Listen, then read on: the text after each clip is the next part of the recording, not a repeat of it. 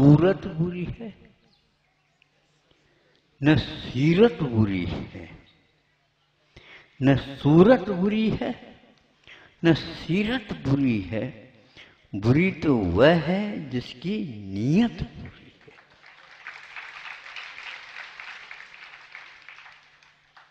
उसको करवट ले जाओ तो करवट एक बार ले लेगा, दुनिया कितनी भी कहे हम अब परिवर्तित नहीं करेंगे। इसलिए आचार्य कहते हैं भगवान के दरबार में देर हो सकता है। हाँ बस कितने अच्छे जल्दी जवाब दीजिए आप,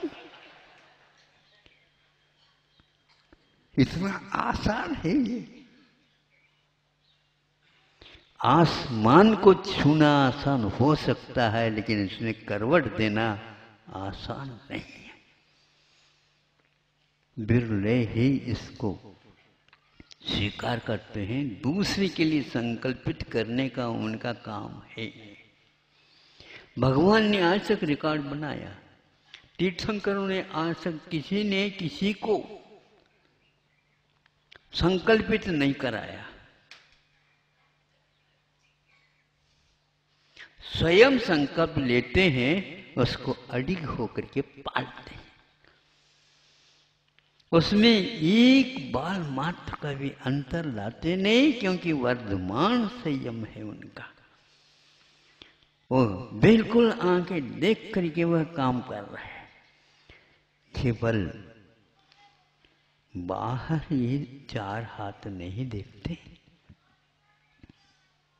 किंतु भविष्य में जो होने वाला चार हाथ उसको भी देखते, और जो अतीत में हो चुका है उसको भी देखते हैं, और उसमें ये करते हैं कि पैर कहाँ कहाँ पर पड़ा, यदि गलत पड़ा है सुधारने का प्रयास पुरुषार्थ करते हैं।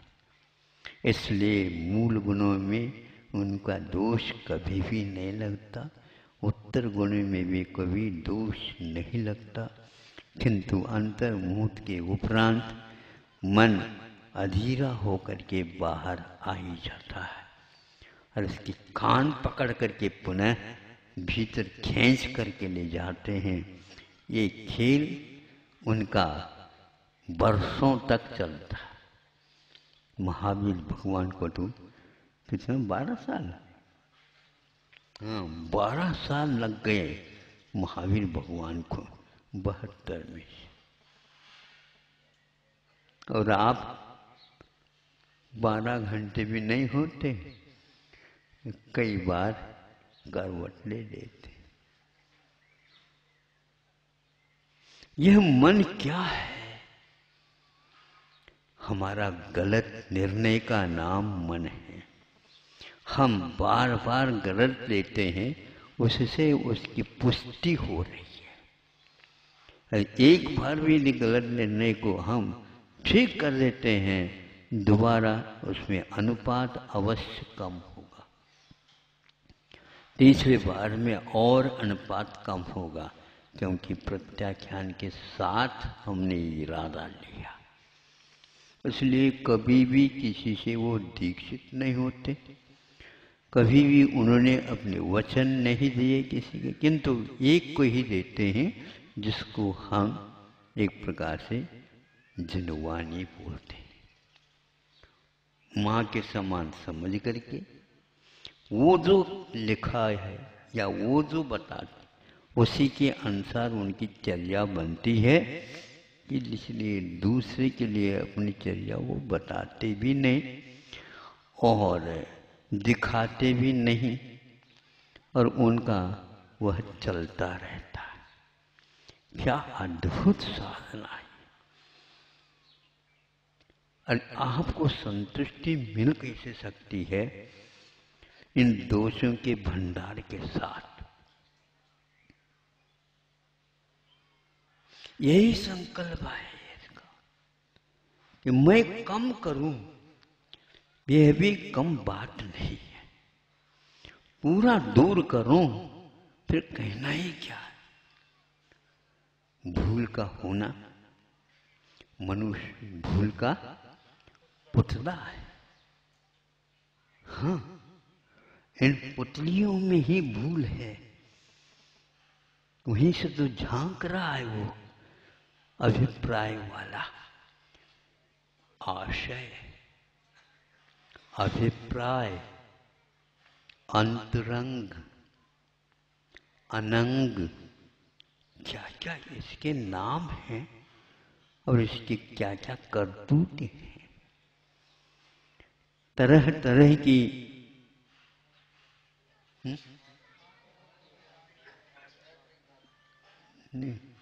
भांति भांति के भ्रांतियां, तरह तरह के चाल, नाना नारद नीतियां ले जावे पाता। ये है इसके क्या तरह तरह के चाल है, बदलता रहता है। ऐसे क्यों? स्वभावत्वात्। वह भी मन वाले हैं, लेकिन उन्होंने अपने ऊपर नियंत्रण किया, इसीलिए उनके मूल और उत्तर गुण में कभी भी दोष नहीं लगते। और प्रमाद होना ये स्वभाव है, ये पुतला है। मनुष्य भूल का पुतला है, ये नियंत्रण नहीं हो सकता। हाँ, अंतर अंतर मुहूर्त में जो होता है उनके द्वारा दोष यदि लगते हैं तो इतना ही लगते हैं, जम्भाई आ जाए पानी पीते समय, अथवा श्वास लेना पड़े तब मुंह में घूंट नहीं ली जाए। घूंट ले ले और उसी समय श्वास भी ले ले, ठसका अवश्य लगेगा। एक काम एक समय में होता है, ये पक्का है। इसलिए सावधानी से जो पानी पीता है, खान पान करता है, वो ठीक ठाक रहता है। और जल्दी जल्दी खाता है, उसमें ठीक ठाक क्या करना, ठोंक ठाक करके भी ठीक नहीं कर सकते। फिर इसके लिए विश्वविद्यालय हैं और महाविद्यालय है, महावेद्य को ढूंढा जाता है। ये सब टाइटल उपाधियां लग जाती। तो अब अंतर अंतर मुहूर्त परिवर्तन्याः, ये आर्ष सूत्र है। अंतर अंतर मुहूर्त में लेशाओं को परिवर्तित करते हुए उपयोग उसी के अनुसार ही चलता है। यह मन के साथ भी यही घटित होता है। लेकिन आंखें कभी परिवर्तन नहीं है, नाक कभी परिवर्तनीय नहीं है। अरे एक सेकंड के लिए भी नाक यदि परिवर्तित हो जाए, नाक कट जाए। हाँ, यदि किसी की कट भी जाए तो भी वह नाक की एक नकल करता रहता है, मेरे पास है नाक। हो, इस नियम मरण के बाद बड़ी नाक मिलेगी आपको, सूंड की। हाथी के पास जो सूंड है, जिसने अभिमान किया, उसको अब नाक रगड़ते हुए जाओ। कहां कहां पर जाओ? दूसरों की देहरी तक जाओ। बोले स्वामी के लिए नमोस्तु कर दे, हो उठा दिया। पहले नाक को उठाता है, उस नाक के माध्यम से वह दर्शन करता।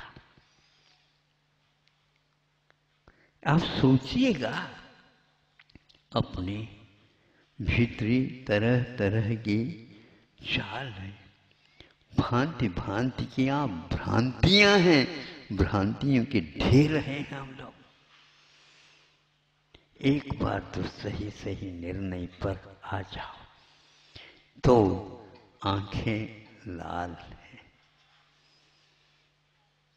मन भीतर, दोषी दोनों में कौन।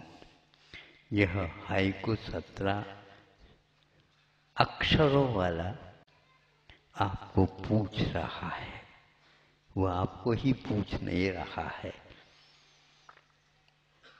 सबको पूछ रहा है। आपको यदि पसंद आए है तो सर्वाधिकार हमारा कोई सुरक्षित नहीं, आप ले जा सकते हो। और ये ध्यान रखना, आपने आधा घंटे से भी ज़्यादा इसको दे दिया। हमने उदारता के साथ आपके लिए इतना समय दे दिया ताकि हम अपनी भूल को समझ सके। क्रोध आ जाता झट से, प्राय करके क्रोध कहाँ पर दिखता है तो सर्वप्रथम आपको ये महसूस होगी, नाक एक प्रकार से मरोड़ते हैं, फूल जाता है, इसमें नाक में वो गुस्सा आ जाता है। कवियों ने इसको नाक की अनी पर क्रोध एकदम झट से आता है। अब ये भी ध्यान रखना, थोड़ा से भी तापमान बढ़ जाता है, नहीं समझे, पसीना आता है तो नाक के अनी के ऊपर ही प्राय करके आता है। आपने कभी देखा, महसूस किया? हाँ, वहीं पर आता है, वहां पर तपाने की कोई आवश्यकता नहीं, अपने आप ही गर्म होता है, गुस्सा वहीं पर रहता है, उसका विश्राम स्थान वही है। उस नाक को देखते ही फिर क्या, गोद में बैठ करके दूध पीने वाला भी लड़का निर्णय ले लेता है, कुछ होना है अब, नहीं समझे। जब दूध पिलाते पिलाते वह कुछ गंभीर हो जाती है, आप सुन रहे हो? हाँ, गंभीरता से सुन दो। यदि गंभीर हो जाती है तो दूध पीना वो बंद करता है। ये गंभीरता क्यों आ गई? और वह देखने को मिला, धीरे से वह लड़का गोद से खिसक जाता है।